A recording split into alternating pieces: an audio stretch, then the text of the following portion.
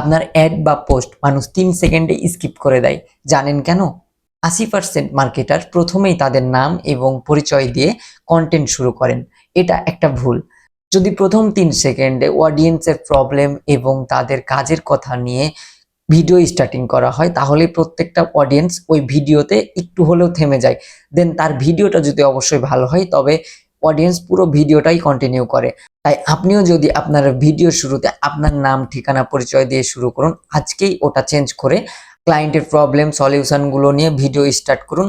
দেখবেন আপনার ভিডিওতে অনেক ভিউ এবং রিচ আসছে। আপনিও অডিয়েন্সের সাথে এঙ্গেজমেন্ট হতে পারবেন। আর যদি আপনার মাইন্ডসেট আগের মতোই থাকে, তাহলে 2025 সালে আপনার জন্য কন্টেন্ট একটু কঠিন হয়ে পড়বে।